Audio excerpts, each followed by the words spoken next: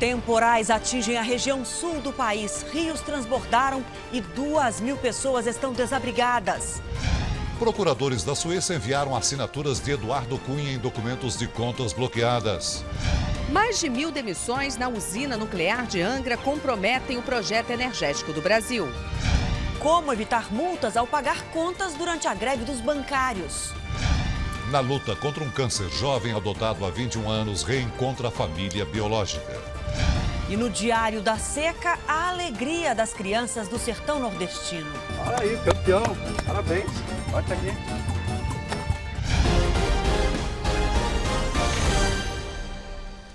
Boa noite. Na luta contra um câncer, um jovem adotado há 21 anos reencontrou hoje a família biológica em Minas Gerais. A esperança de que a mãe ou os irmãos sejam compatíveis e o ajudem com um transplante de medula. Com o sonho de reencontrar a família biológica que não via há 21 anos, veio a esperança de cura para Douglas. Já tinha antes. Apareceu eles agora. Agora aumenta mais um pouco, mais ainda. O jovem foi adotado quando pequeno, porque a mãe não tinha condições de criá-lo. Mas há 5 anos, descobriu um câncer raro no sistema linfático. É o mesmo tipo que o ator Reinaldo Gianecchini teve. A única saída para ele é um transplante de medula óssea. A chance de encontrar um doador para este tipo de tumor é pequena. 1 em cada 100.000 pessoas é compatível. Mas com parentes, essa probabilidade aumenta cerca de 30%. Com a ajuda das redes sociais, a família biológica de Douglas foi localizada no leste de Minas e veio à capital mineira para fazer os testes de compatibilidade. Foi a primeira vez que os irmãos se viram. Meu filho. Todos estão esperançosos. Vou ser compatível dele e vou dar novas vidas de novo para ele. A vida de Douglas pode se transformar em 1 semana, quando finalmente o resultado dos testes ficarão prontos. Um dia eu falei assim, um dia se for preciso ele fazer transplante de medulas ósseas, a gente vai encontrar os familiares dele, eu tenho certeza. E o meu coração está dizendo que essa aqui que vai ser a doadora para ele. Eu torço para que seja todos. Boa sorte para o Douglas.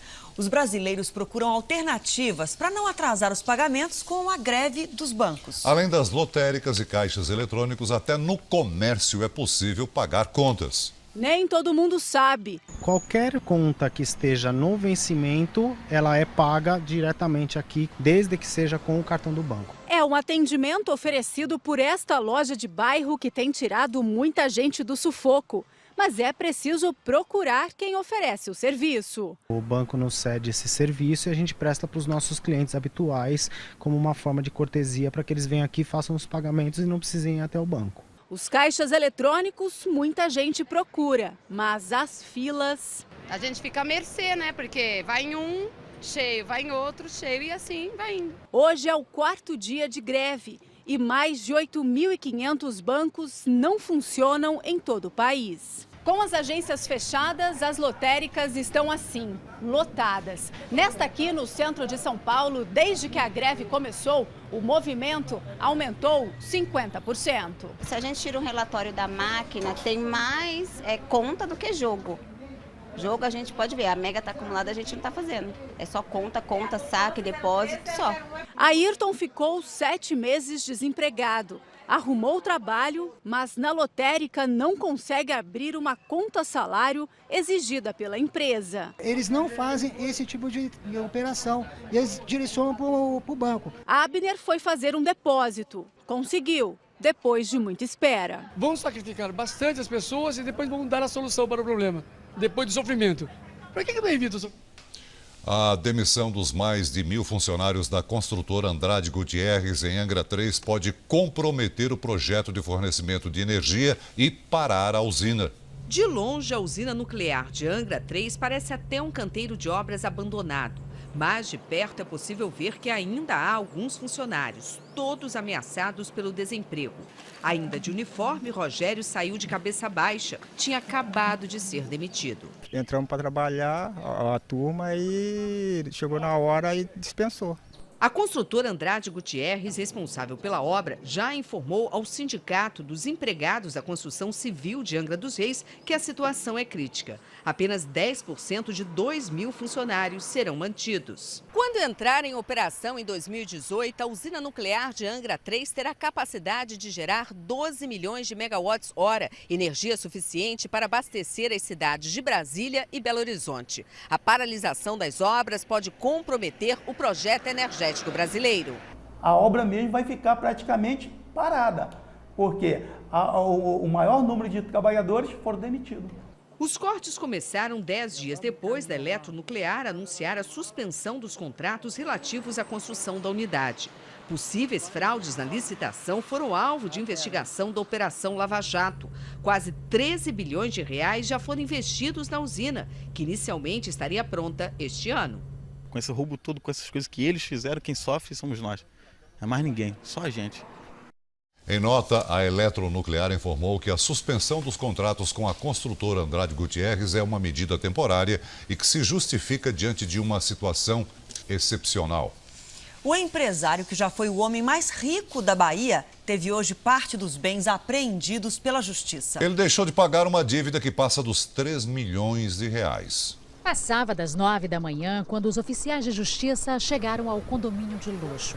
Na lista de apreensão, 8 carros. A maioria antigos e caríssimos. O baiano João Carlos Cavalcante já foi sócio de Ike Batista e do banqueiro Daniel Dantas. Em 2012, a revista americana Forbes apresentou João como o terceiro homem mais rico da Bahia, com uma fortuna estimada em mais de 2 bilhões de reais.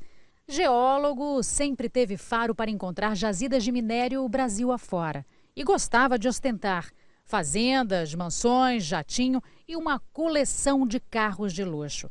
Chegou a se arriscar na política como candidato a vice-governador, mas perdeu. Há 4 anos, o empresário baiano decidiu comprar quase metade de uma empresa de financiamento de São Paulo.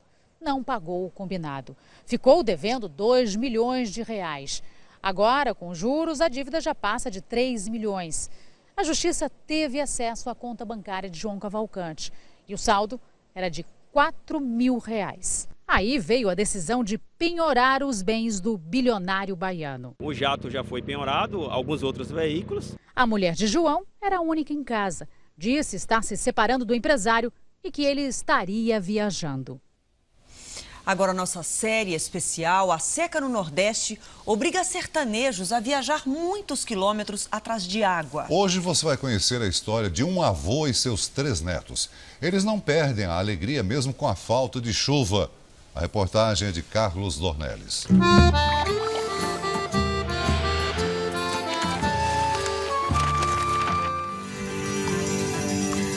A seca que não poupa ninguém.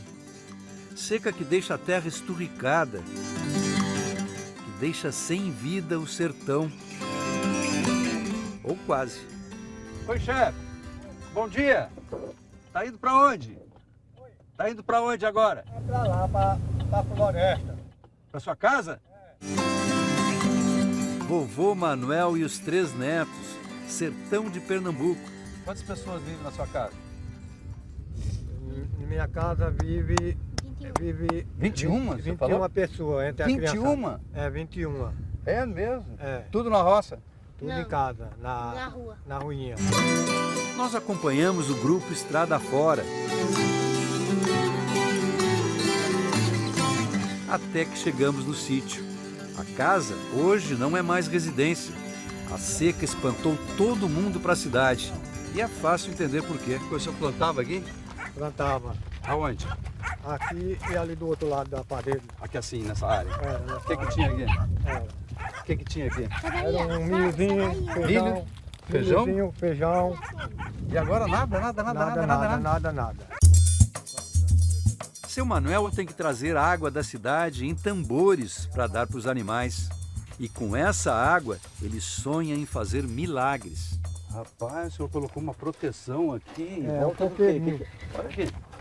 O que é isso aqui? É o coqueiro. Um coqueiro? É, para tirar o coco, para beber água. E o senhor protegeu ele todo bonitinho assim para ver se Para pinga? escapar e trazendo água da da rua e botando aí, botando. Ah, você traz água da rua para aguar ele aqui. E outra vai sobreviver? É o jeito até Deus dar chuva. E tem vários outros amontoadinhos de gravetos. Ai, para os bichos não comer, ó. Olha aqui a proteção. Para ver se dá um coqueirinho aí no meio da caatinga. E não é só coqueiro. Mas aonde a gente vê assim um amontoadinho assim, de graveto, o senhor está protegendo alguma coisa, não tá? O que é que tem? Um pezinho de mangueira. Mangueira mesmo? Mangueira grandona de dar manga, isso? São os meninos que cuidam das plantinhas. Aliás, eles sempre se empolgam com a vida na caatinga. Não é que esses três aqui hoje ó, estão no horário de aula. Estão aqui, ó. E não é por causa da gente que eles não sabiam que a gente vinha até aqui. Nem conheciam a gente. É que na aula deles hoje ofereceram um passeio que as crianças adoraram. Ir para o circo. Os três negaram. Gosta de circo, ó, mas veio para cá. Ficar com o avô deles no sítio. Logo, logo a gente descobre um dos motivos. O que vocês vão fazer com esse sapato? Deixa eu ver esse aqui, espera aí só um pouquinho.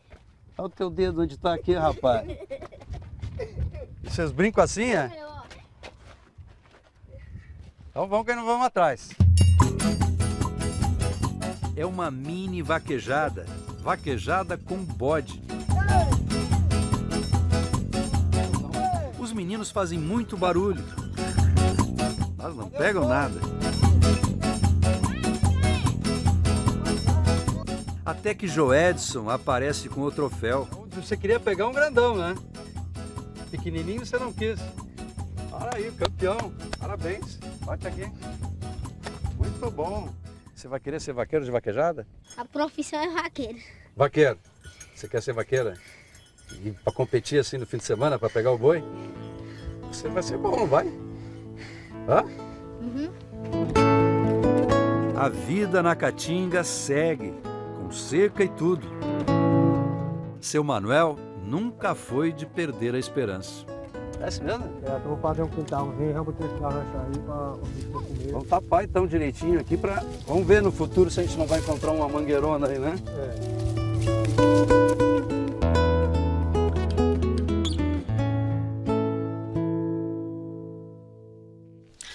Os saques das cadernetas de poupança superaram em mais de 5 bilhões de reais os depósitos no mês passado. O valor é o maior em 20 anos. Muita gente está usando o dinheiro guardado para pagar as dívidas.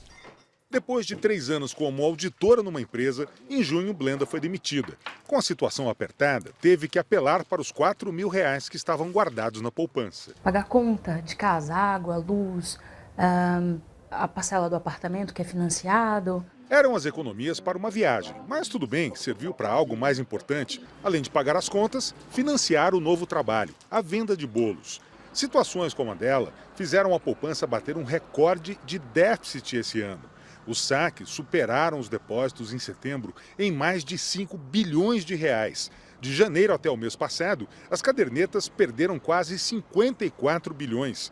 Dinheiro que foi usado para aliviar o sufoco de muita gente. A capacidade de poupar ficou extremamente reduzida com a alta dos preços e a perda do poder aquisitivo. Então é de se esperar mesmo que a pessoa não tenha fundos para continuar poupando. A retirada da poupança tem preocupado alguns setores da economia. Afinal, não acontecia uma situação crítica como essa há 20 anos. É extremamente importante ter o dinheiro para emergência. A polícia identificou e prendeu um homem suspeito de atirar contra mãe e filho depois de uma briga de trânsito na região metropolitana de Porto Alegre.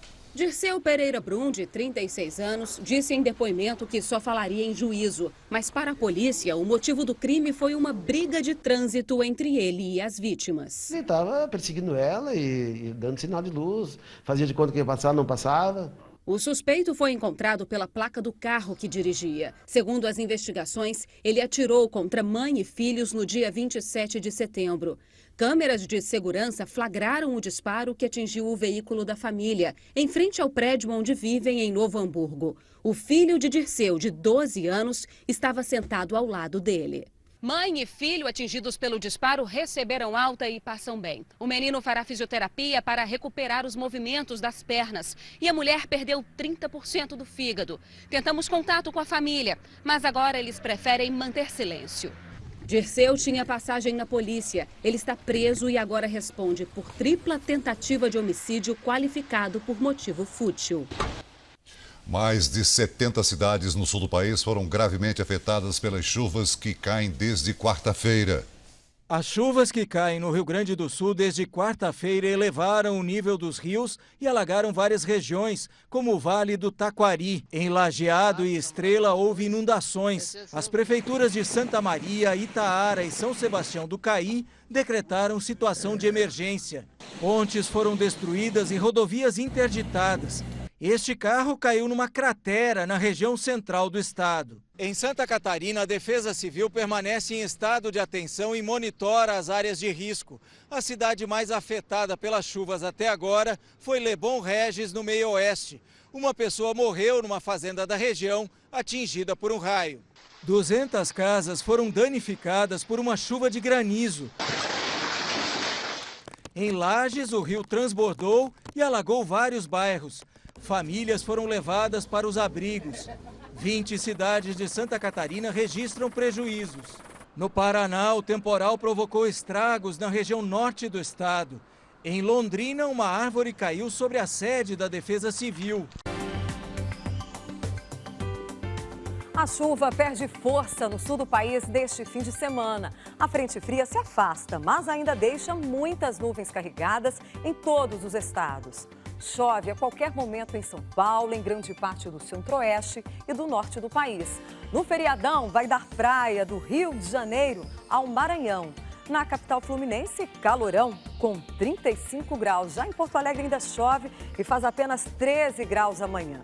Em São Paulo, a chuva é isolada no fim de semana e também no feriado. No sábado faz 29 e no domingo 28. Em Salvador, a chuva alterna com sol e não atrapalha a praia. 28 graus amanhã e 29 no domingo. Em Florianópolis, chuva e friozinho com 18 graus no sábado e 17 no domingo. Em São Luís, tempo firme e calor, com máxima de 35 no sábado e de 34 no domingo.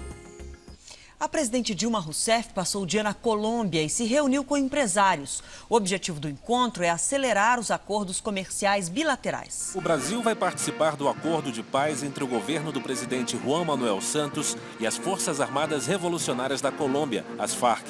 A presidente Dilma se encontrou com empresários dos dois países. Os colombianos ocupam apenas a 7ª posição entre os parceiros comerciais brasileiros no continente. Mesmo assim, a balança comercial subiu de 1,5 bilhão para 4 bilhões de dólares na última década. Na primeira visita de Estado que faz à Colômbia, a presidente Dilma reforça os laços comerciais com a 3ª maior economia sul-americana.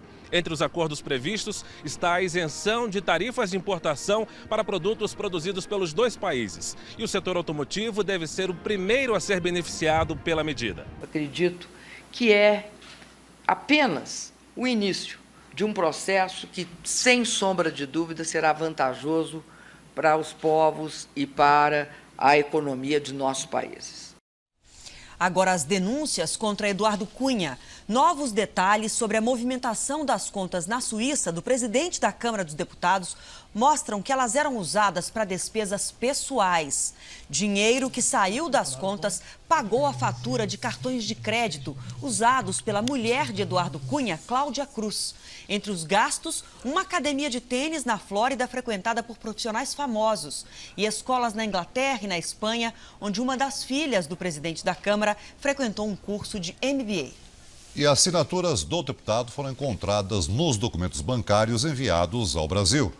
Negar sempre. Essa é a tática do presidente da Câmara, Eduardo Cunha, quando o assunto são as contas na Suíça. Sobre esse assunto eu não vou falar. Então, se as perguntas forem sobre isso, a gente pode passar para outro ponto. Mesmo sem querer falar sobre o assunto, a assessoria de imprensa da Câmara soltou mais uma nota em que o deputado reitera o depoimento prestado à CPI da Petrobras quando negou ter contas no exterior e que há uma tentativa de torná-lo o principal foco da investigação Lava Jato. De acordo com as investigações, as 4 contas estão no nomes de empresas que teriam como endereço uma casa neste condomínio na Barra da Tijuca, no Rio de Janeiro, onde fica a residência de Eduardo Cunha. 2 contas teriam sido fechadas um mês após o início da Operação Lava Jato. Investigadores suíços também teriam encontrado a assinatura do presidente da Câmara em documentos que vinculam o deputado às suas contas e valores. Para deixar de ser o centro das atenções, o próximo passo do presidente da Câmara será a retomada da análise dos pedidos de impeachment contra a presidente Dilma Rousseff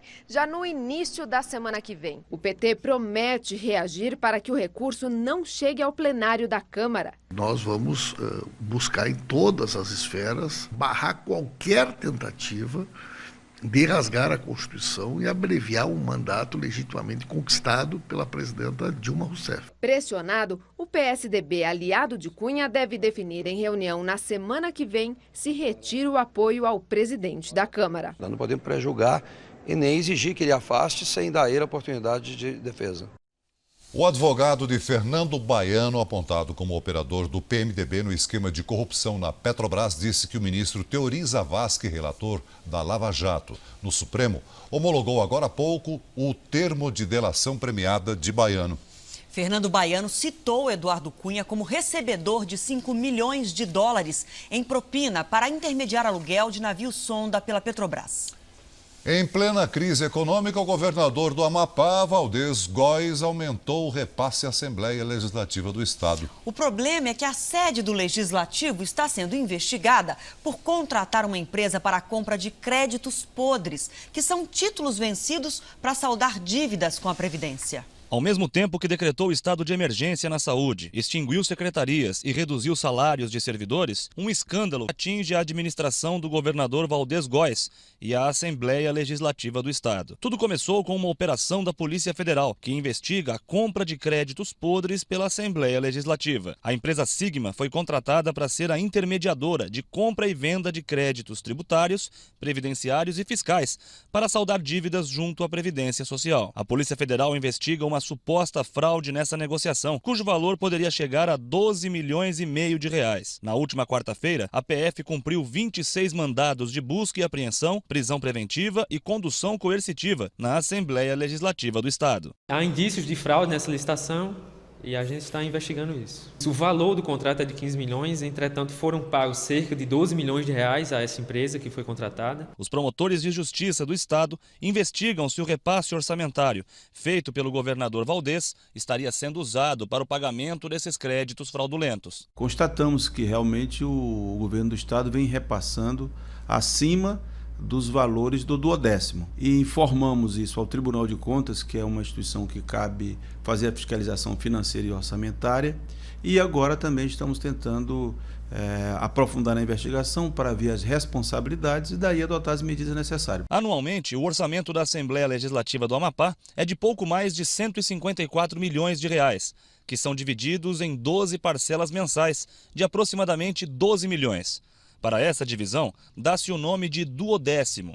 Segundo o MP, os repasses estão sempre acima desse valor. Somente em setembro, foram 18 milhões de reais de 12º, ou seja, 6 a mais que o previsto. Aqui na Assembleia Legislativa ninguém quis falar, mas por meio de nota, a Casa afirmou que está colaborando com as investigações e que os repasses acima do normal são referentes aos 2 últimos meses de 2014, quando o governo não fez o pagamento. Também procuramos o governador Valdez Góes, mas a assessoria dele não respondeu nossas mensagens. O que nós vamos discutir é a ilegalidade do ponto de vista de repassar a mais do que a Constituição determina, que é os 12º. Esse é o ponto que o Ministério Público vai averiguar. O Tribunal de Contas do Estado não quis se pronunciar. Uma aventura em busca das baleias. E a incrível história da mulher que sofre de um raro problema de memória. São os destaques do próximo Domingo Espetacular. Olá! Imagine acordar todo dia sem se lembrar do que aconteceu no dia anterior. Você vai conhecer a mulher que vive desse jeito? Ela ficou surpresa porque ela está com um bebê no colo que ela nem sabe quem é.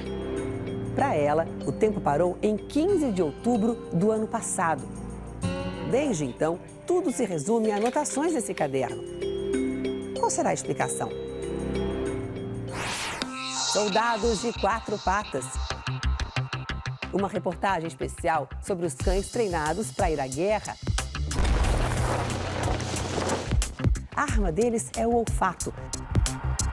Capaz de salvar muitas vidas? Você vai ver o que acontece com eles no fronte e na volta para casa. Uma aventura em mar aberto. A nossa equipe participa de uma expedição em busca das baleias jubarte. Marinheiro que há 12 anos ajuda a proteger esses gigantes. E a surpresa de um encontro inesquecível. Olha que coisa maravilhosa. Tudo o que você precisa saber na hora de combinar os alimentos são revelações surpreendentes sobre manga com leite, filé com fritas, o tradicional arroz com feijão e aquele cafezinho depois do almoço. Será que faz bem? Você não pode perder. É domingo, depois da Hora do Faro, a gente se vê. A seguir, Ministério Público Federal pede 30 anos de prisão para ex-deputado Luiz Argolo na Operação Lava Jato. E ainda hoje, a crise no São Paulo. Ex-vice-presidente denuncia Carlos Miguel Aidar de desviar dinheiro de patrocínio e contratação de jogadores. O Ministério Público Federal pediu 30 anos de prisão para o ex-deputado federal Luiz Argolo, réu na Operação Lava Jato. É uma das maiores penas já pedidas pelos procuradores para um réu da Operação Lava Jato. Eles justificam dizendo que é preciso considerar o número de crimes praticados, por isso a pena deve ser superior a 30 anos de prisão. E reforçam que, embora pareça rigorosa, ela não é, pois o seu parâmetro deve ser a pena do homicídio, porque a corrupção de altos valores mata. Segundo as investigações, o ex-deputado recebeu pelo menos R$1 milhão do doleiro Alberto Youssef e chegou a ser sócio de empresas usadas para lavar dinheiro desviado da Petrobras. Hoje, o juiz Sérgio Moro ouviu 5 testemunhas no processo que investiga o dono da Odebrecht, Marcelo Odebrecht. Na lista estava o ex-presidente da Petrobras, Sérgio Gabrielli, que confirmou que tinha relação com o empreiteiro. O depoimento foi por teleconferência. Tem uma relação muito antiga com a Petrobras, não é uma relação nova. Portanto, existem inúmeros assuntos entre a Petrobras e a Odebrecht. Se, particularmente, discutir com o Marcelo um assunto ou outro, não poderia afirmar. É possível que sim. Apesar de admitir os encontros, Gabrielli nega que negociou obras com a Odebrecht. Em Israel, o tradicional dia de rezas foi marcado por muita violência. A tensão mudou a rotina de Jerusalém. O policiamento é ostensivo. Para garantir a segurança, o governo israelense proibiu a entrada de homens com menos de 50 anos na esplanada das mesquitas. O porta-voz diz que a polícia está tentando prevenir e, ao mesmo tempo, responder rapidamente aos ataques. Temos que encontrar os terroristas antes que eles entrem em ação, afirmou. Assim que terminamos a entrevista, mais um ato de violência. Momentos antes da reza de sexta-feira, acaba de acontecer mais um atentado aqui em Jerusalém, num bairro religioso. A gente pode ver a movimentação da polícia. E aqui na frente, muitos religiosos também, curiosos, querendo saber o que aconteceu com um jovem de 16 anos que foi atingido por um palestino com uma faca. O prefeito de Jerusalém afirmou que autoridades palestinas estimulam o ódio e o terror. Temos que lutar contra isso, disse. Hoje houve mais 2 atentados com facas contra israelenses. Em Gaza, confrontos deixaram 6 palestinos mortos. E no sul, um judeu extremista esfaqueou 4 pessoas. A ação foi condenada pelo premier israelense. Já o líder do grupo terrorista Hamas afirmou que esta é uma nova intifada, a revolta palestina, e pediu mais ataques. Veja a seguir: escândalo no São Paulo pode derrubar presidente do clube. E também protesto agora à noite fecha a estrada Rio-Teresópolis e manifestantes ateiam fogo em ônibus. Um e-mail aumenta a crise no São Paulo, que pode até levar a um impeachment do presidente do clube. A mensagem do ex-vice-presidente de futebol, Ataíde Gil Guerreiro, ao presidente Carlos Miguel Aidar, com os bastidores da briga entre os dois, foi revelada pelo repórter Cosme Rimoli, do portal R7.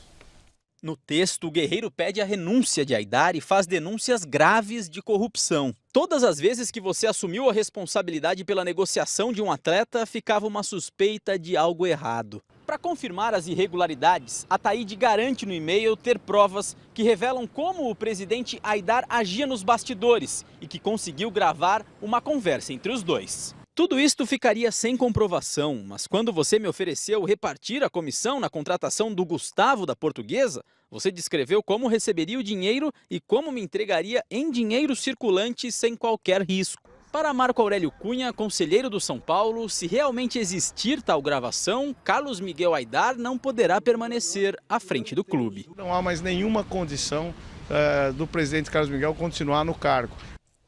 Procurada pelo Jornal da Record, a assessoria do presidente do São Paulo afirmou que Carlos Miguel Aydar não vai se manifestar sobre as denúncias de Ataíde Gil Guerreiro. Depois de 3 horas de bloqueio, a polícia do Rio de Janeiro conseguiu liberar a passagem dos carros na estrada Rio-Teresópolis. Um ônibus foi incendiado por manifestantes no início da noite. Eles protestavam contra a cobrança de pedágio dos moradores de um bairro de Magé, região metropolitana do Rio. A polícia precisou usar bombas de gás para dispersar o grupo. Longas filas de congestionamento se formaram em direção à região serrana.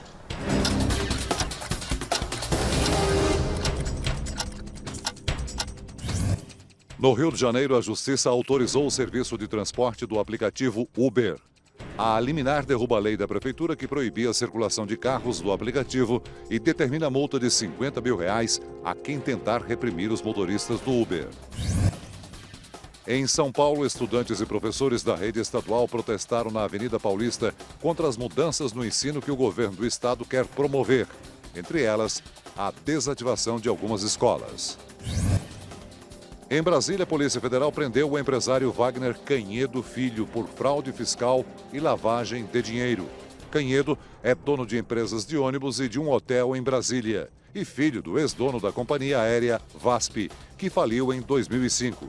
As fraudes teriam causado um prejuízo de R$875 milhões aos cofres públicos.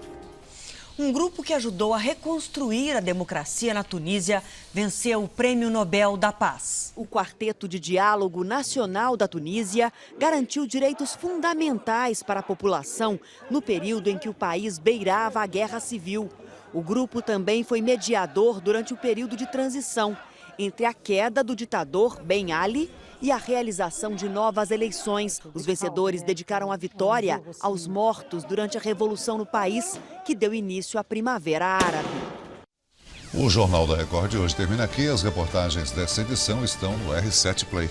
Uma ótima noite para você. Fique agora com A Fazenda e a gente se vê amanhã aqui no JR. Até lá. Boa noite e bom final de semana.